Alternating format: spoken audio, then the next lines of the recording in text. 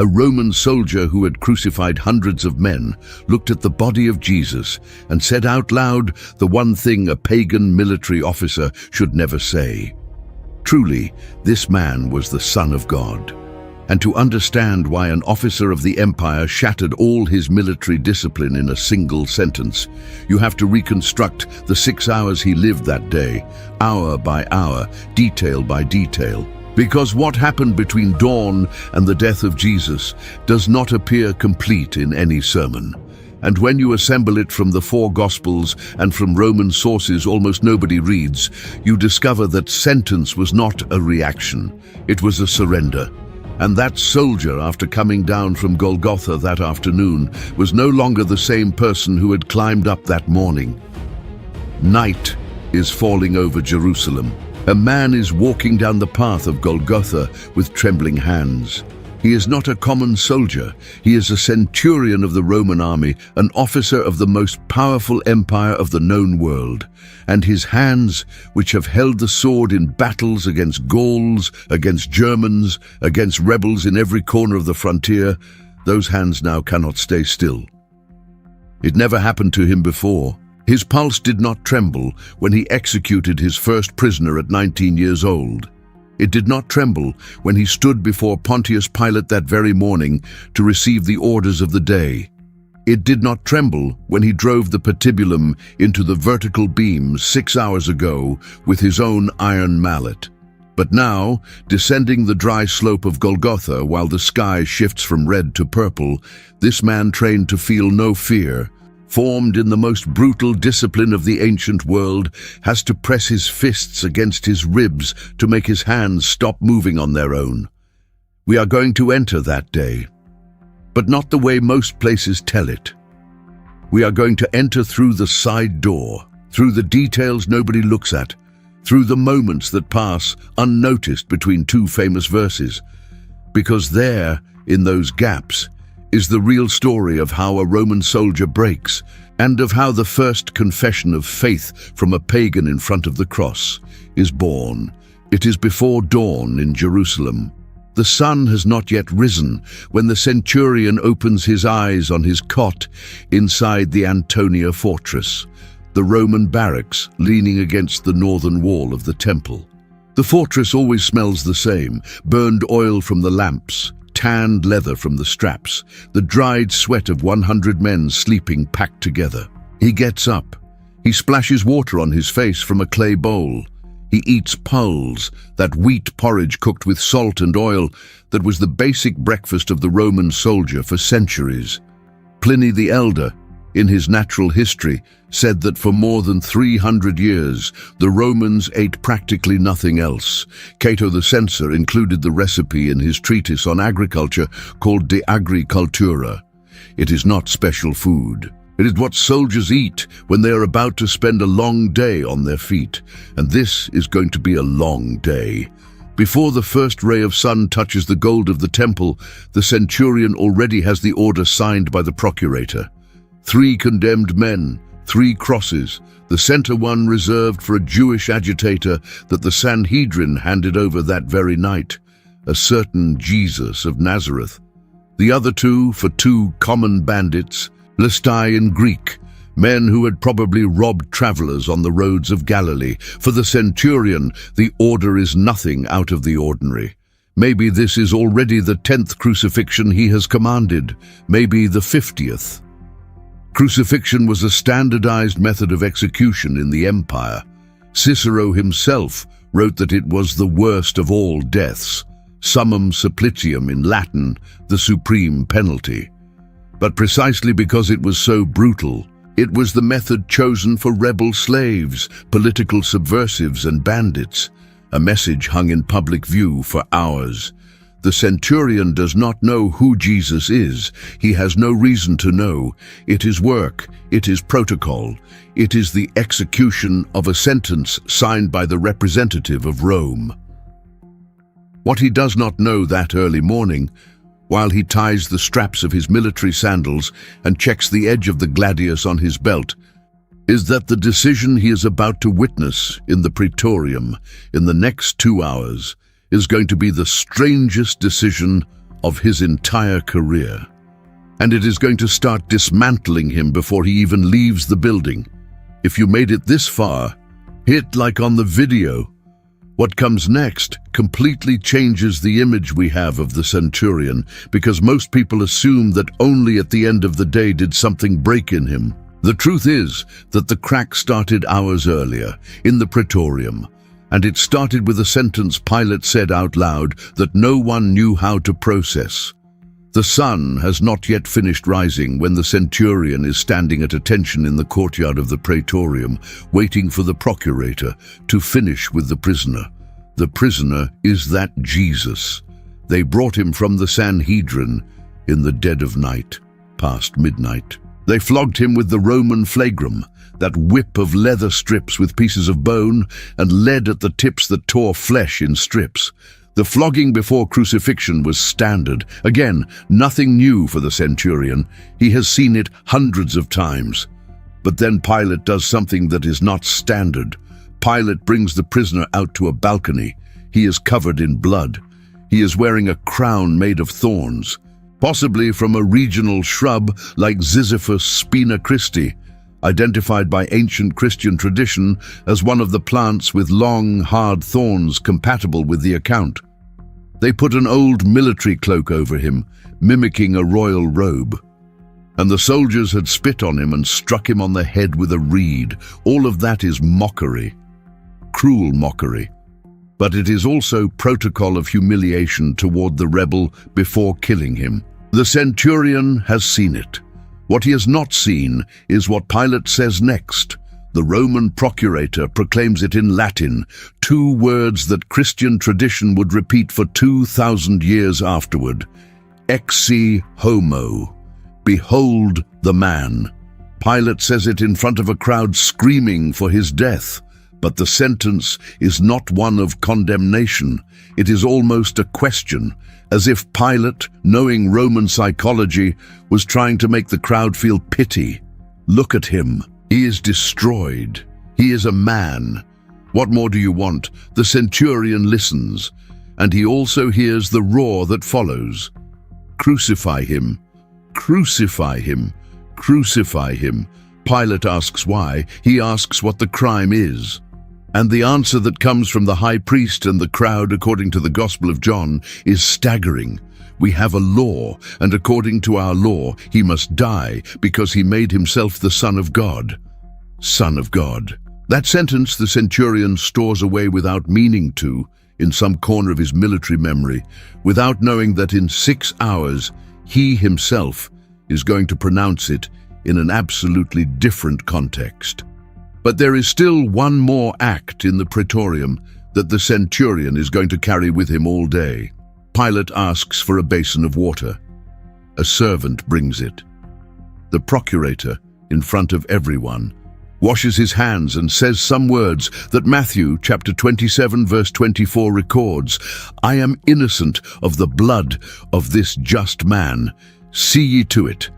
And the response of the crowd in the next verse 25 is one of the heaviest sentences of the Gospels. His blood be on us and on our children. The Centurion does not fully understand the Hebrew theological meaning of that sentence, but he understands the tone. It is a collective assumption of responsibility, a whole crowd accepting out loud the consequences of what they are demanding. And for a Roman trained in the legal idea of individual guilt, that scene is unsettling. Because for centuries, Rome has been meticulous about establishing who is guilty of what.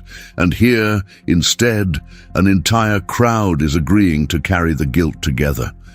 It is the first crack in the Centurion's armor. Small, just a question in his mind. But it is already there. If this is showing you something new about the Praetorium, hit like, because what comes next is the road to Golgotha, and on that road there is one detail that completely changes the image we have of Simon of Cyrene. The Centurion leaves the Praetorium with 3 condemned men, an escort of soldiers, and the order in motion. The Roman execution procedure was precise. The condemned man did not carry the entire cross, contrary to what most people imagine. He carried only the patibulum, the horizontal crossbeam, a piece of wood weighing about 45 kilograms, roughly 100 pounds. The vertical beam, called the stipes, was already permanently fixed at the place of execution. The stipes was reused for every crucifixion. The centurion walks at the front of the column carrying a sign. That sign is going to be nailed above the condemned man, so anyone passing by can read the reason for the sentence. In this particular case, Pilate had ordered the sign to be written in 3 languages, in Hebrew, in Greek, and in Latin. Jesus of Nazareth, King of the Jews, the centurion carries that sign. That is protocol. But the content of the sign is the source of a political conflict that the high priest had already tried to modify, and that Pilate had refused to modify. The inscription, as Pilate had dictated it, stood, and the centurion, without realizing it, is carrying a royal declaration that will remain nailed above the body of that man through the entire agony. They advance through the narrow streets of Jerusalem. The crowd presses in tighter. The condemned, exhausted from the flogging, stumble. The soldiers shove them with the flat of the gladius to make them get up and keep going. And then Jesus falls, and he does not get up. The centurion has an operational problem. If the prisoner does not arrive alive at Golgotha, the execution loses its deterrent value. But if it takes too long, night will fall and the Sabbath begins, and the procurator had been very clear. Everything had to be finished before the sunset of Friday. He needs a quick solution, and he finds the solution in a person who happens to be walking in the opposite direction. Mark, chapter 15, verse 21. And they compelled one passing by, Simon of Cyrene, the father of Alexander and Rufus, who came from the country to carry his cross. The detail here is enormous, and normally nobody stops to think about it. Mark does not just say that someone named Simon was passing by. Mark takes the trouble of naming his 2 sons, Alexander and Rufus. That kind of detail is not inserted without a reason in an ancient text, where every word costs something on the parchment. Why does Mark name them? The most likely answer, held by scholars like Richard Bauckham in his work Jesus and the Eyewitnesses, published in 2006 by Eerdmans, is that Alexander and Rufus were people known in the Roman Christian community where Mark was writing. The Apostle Paul himself, at the end of his letter to the Romans, greets a Rufus, chosen in the Lord, and his mother. If it is the same Rufus, then the father of Rufus, Simon, is the Cyrenian of Golgotha, and that man forced by Roman power to carry the patibulum of an unknown condemned ended up being the father of Christians. The centurion forced Simon to carry the cross by a purely operational decision. He had no idea that he was intervening in a family story that would mark generations. And Simon, without expecting it, became the first man to physically carry the cross of Christ, an image that Christian theology would end up using for 2,000 years to talk about carrying one's own cross. The centurion knows none of that. He just gives orders and moves on. They arrive at Golgotha around the 3rd hour, according to the Jewish reckoning of the day. That is around 9 in the morning, counting from sunrise. The procedure for fixing the body to the beam was also precise. And here is another detail that modern archaeology has confirmed and that changes the popular image of crucifixion. In 1968, in an excavation north of Jerusalem at a site called Givat HaMivtar, an ossuary was found containing the remains of a man named Yehohanan ben Hakol, crucified in the 1st century. The remains were analyzed by the archaeologist Vasilios Tsaferis, who published the results in the Israel Exploration Journal in 1970. And the bones told a precise story. The nail preserved in the bones was not in the palm of the hand. It was in the heel bone. And from the way the nail had passed through the calcaneum, You could deduce that the legs of the condemned man were fixed to the sides of the vertical beam, not to the front. Later studies on the mechanics of crucifixion, especially those by the forensic Dr. Frederick Zugibe, showed that nails through the hands could not support the weight of the body in the palm without tearing it. They went between the bones of the carpus in what we commonly call the wrist. The centurion knew this without needing archaeology. He knew it because it was military procedure. His heavy iron mallet, the malleus ferreus, rose and fell with professional precision over the nails that held the three condemned men. The screams were part of the work. The screams were always there, but there is something the soldiers do while the cross is being raised vertically that is critically important and that appears in all four Gospels. The soldiers sit down at the foot of the cross, and they begin to divide the clothing of the condemned man. It was Roman custom. The soldiers in charge of the execution kept the possessions of the executed as additional compensation. In the case of Jesus, the clothing included an outer cloak, an inner tunic woven without seams, a headband, a belt, and the sandals. They divided them in 4 parts, one for each soldier. But the seamless tunic could not be cut without ruining it, so they decided to cast lots for it. That fulfilled, without their knowing it, a word written centuries before in Psalm 22, verse 18. They parted my garments among them, and upon my vesture they cast lots. The centurion and his soldiers had no idea. They were playing dice at the foot of a crucified man, winning a used tunic, without knowing that they were completing with exact precision a prophecy that King David had written 1,000 years earlier. That is one of the most disturbing images of the Passion narrative.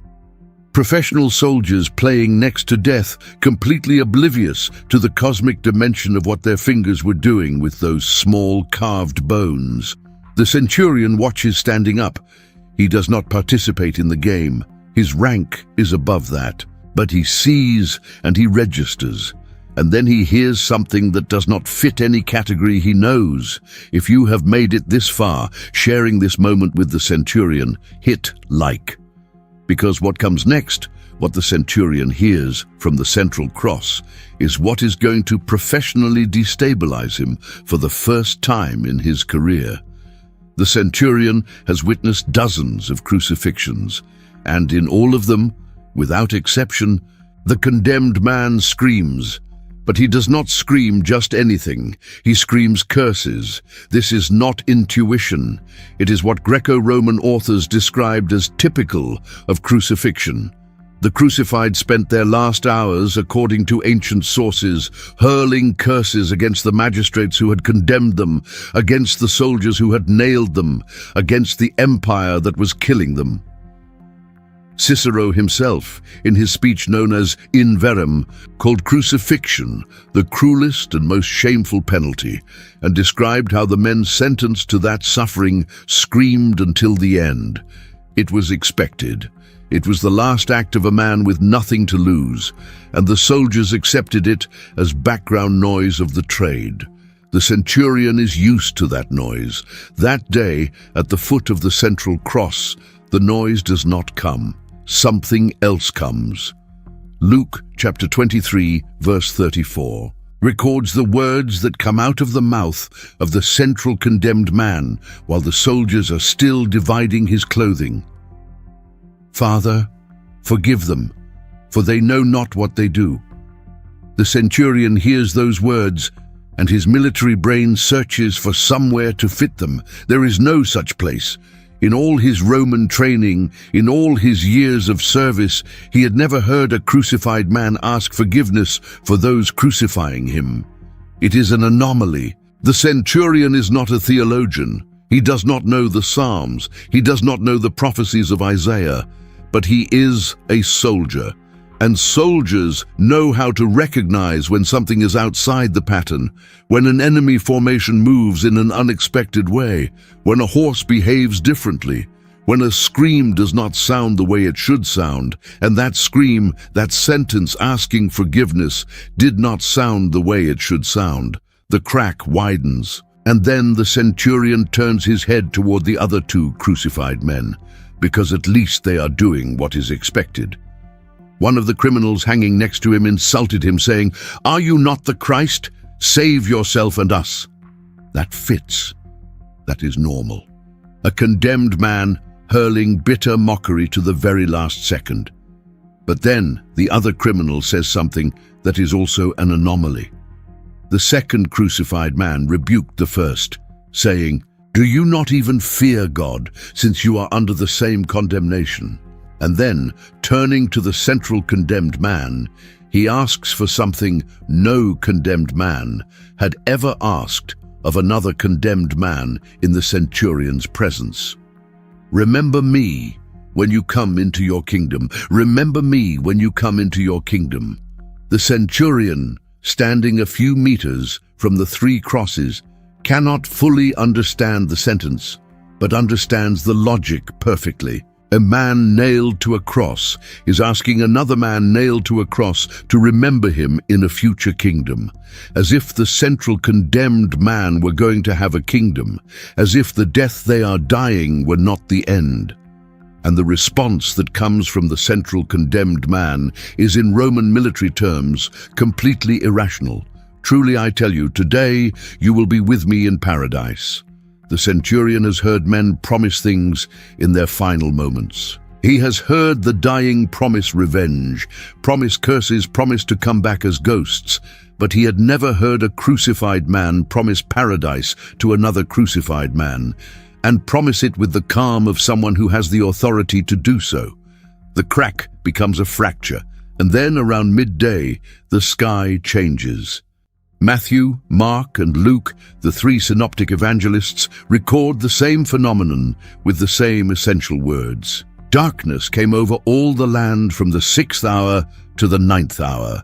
That is from noon until 3 in the afternoon, 3 hours at the highest point of the sun. The centurion is Roman. He knows about eclipses.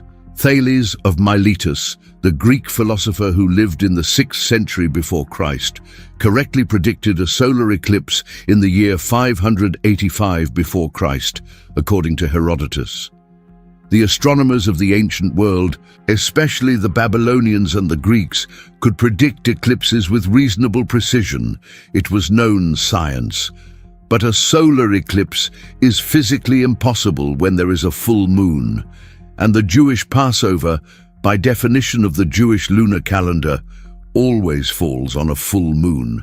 The new moon is on the opposite side of the sky from the sun, not between the sun and the earth.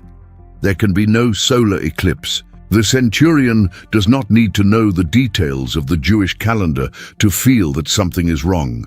He has been in Jerusalem long enough to know it is Passover. And he knows enough military astronomy to know that this is not an eclipse. It is something else.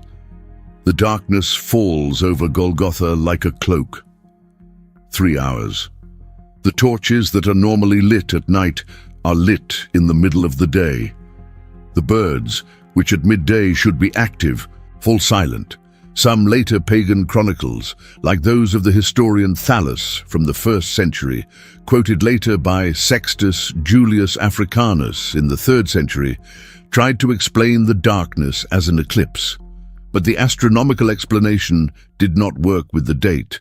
Something had happened that not even the empire could catalogue. The centurion is standing under that black sky.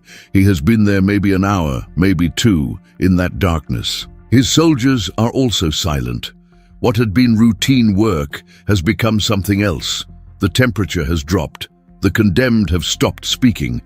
And the centurion begins to feel, for the first time in years of service, a sensation that his military training does not allow him to name. Fear, not the fear of battle, which he knows well. Another fear, a religious fear. The sense of being inside something that is bigger than any framework his training had taught him to handle. If what I am telling you about the sky and the centurion is moving something inside you, hit like. Because what comes next is the moment that changes everything. The moment that Roman man is going to remember the rest of his life. At the 9th hour, around 3 in the afternoon, the central condemned man cries out. But he does not cry out what a crucified man should cry out.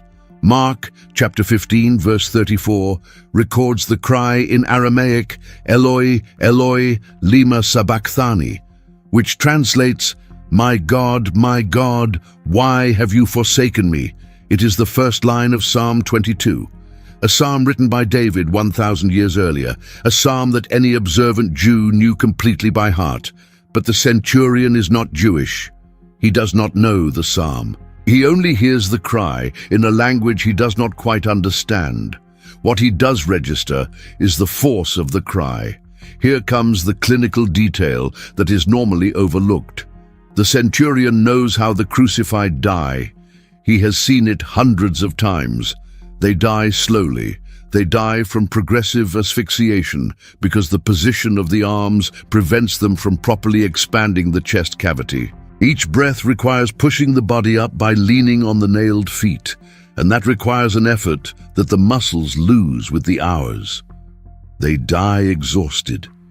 They die in coma. They die with the unbearable slowness that was exactly the goal of the Roman punishment, to prolong the agony as a public spectacle. The condemned at his sides are going to die that way. The soldiers at the end of the day are going to break their legs with a mallet, a practice called crurifragium, to speed up death because the Sabbath was already starting. The thieves are going to die slowly, asphyxiated, unable to hold themselves up. But the central condemned man does not die that way. He gives a powerful cry, audible across all of Golgotha, a cry with the lung force of a complete man, and he expires.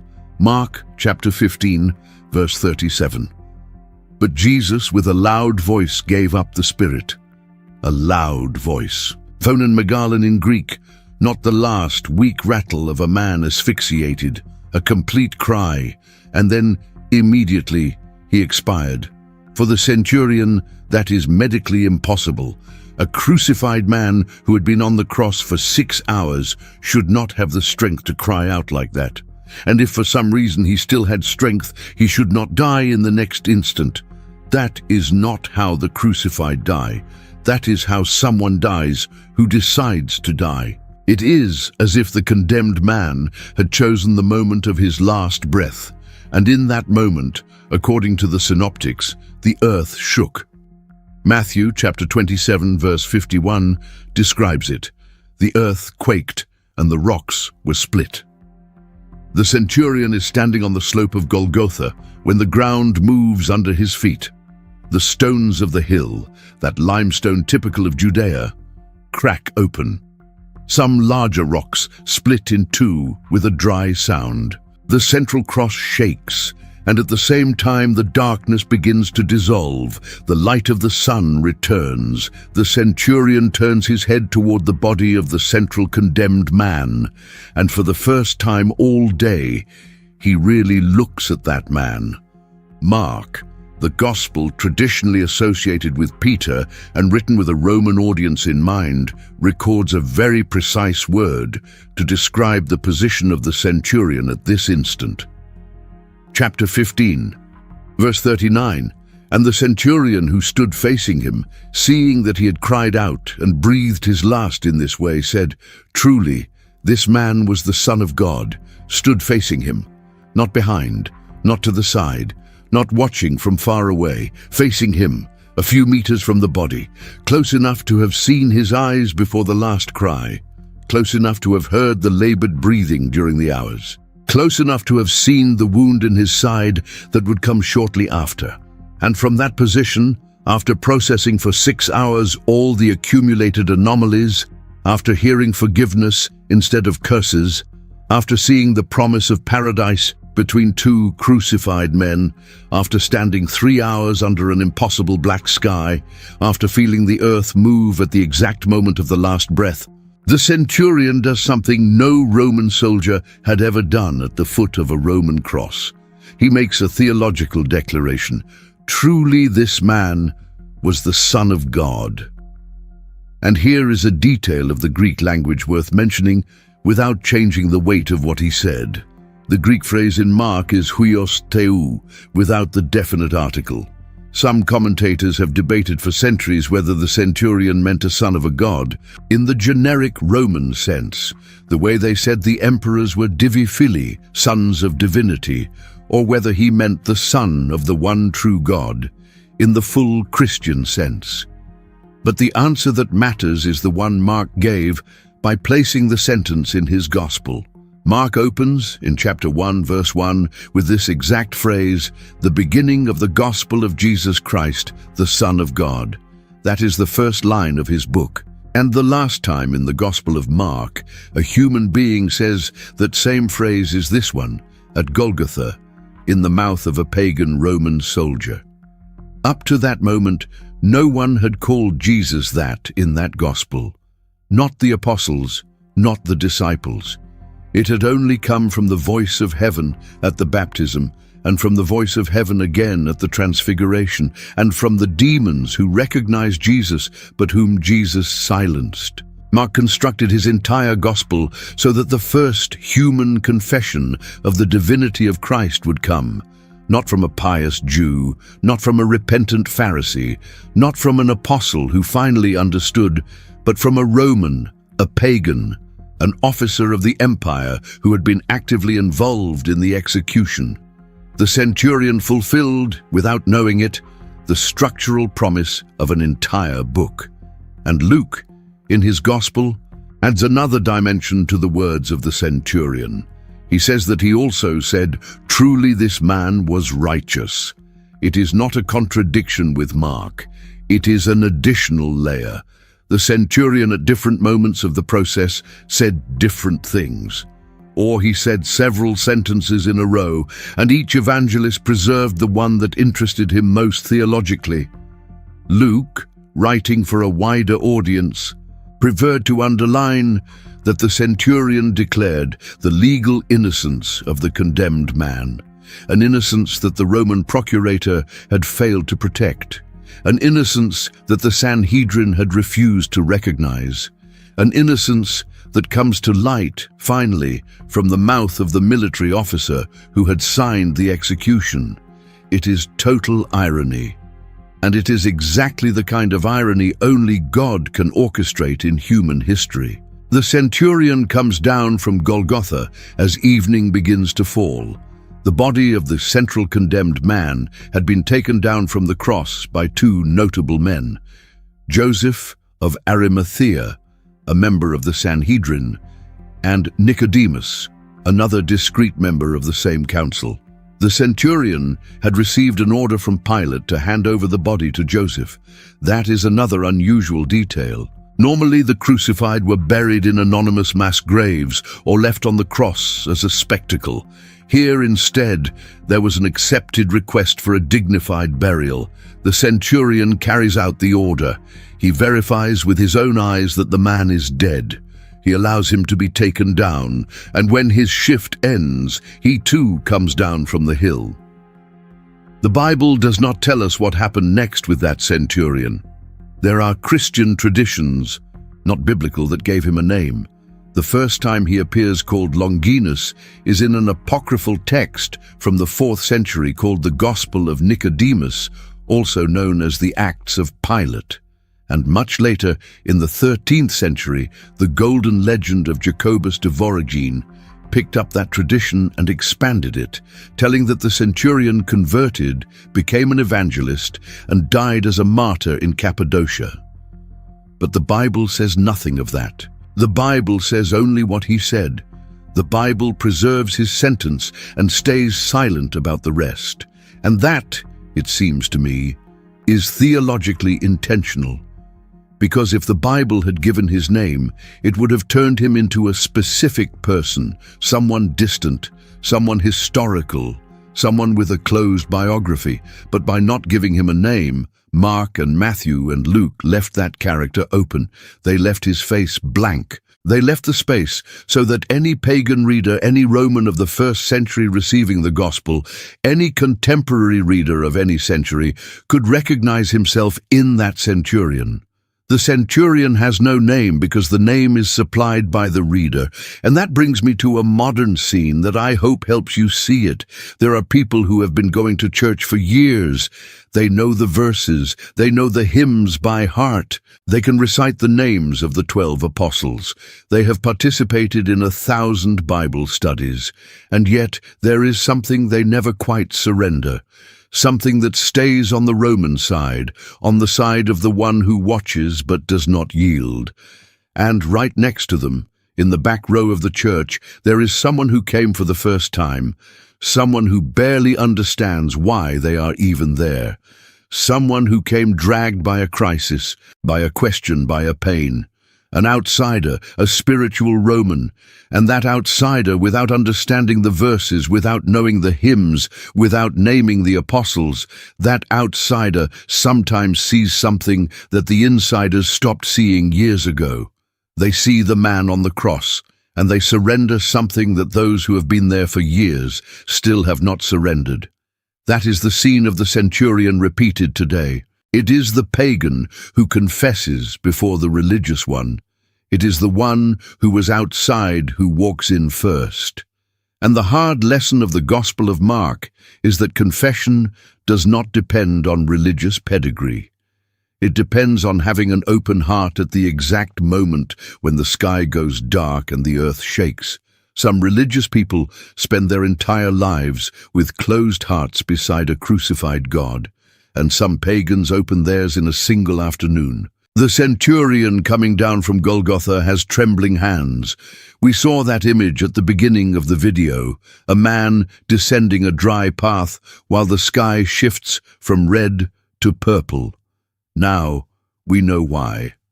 What had happened to him was looking at that man face to face and understanding in a fraction of a second that everything his military training had taught him for years was useless to describe what had just died in front of him. That is why his hands tremble.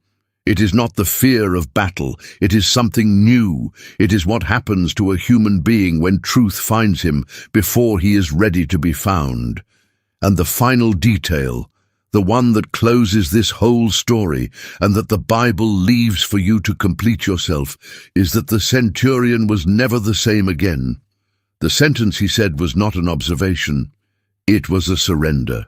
It was the last act of a man whose mental structure had been dismantled piece by piece over 6 hours, until the only thing left was that. A short sentence, a declaration, the truth his training could no longer contain. Truly, this man was the Son of God. And that same sentence today still works exactly the same way. It is not an argument. It is not a proof. It is not a rational conclusion at the end of a theological process. It is what comes out when everything else has fallen. It is what comes out when the sky goes dark over your own life and the earth shakes under your feet, and you suddenly understand without knowing how that the one hanging on that cross is not just another condemned man. It is him, and your hands begin to tremble, and you come down from the hill, and you are never the same again.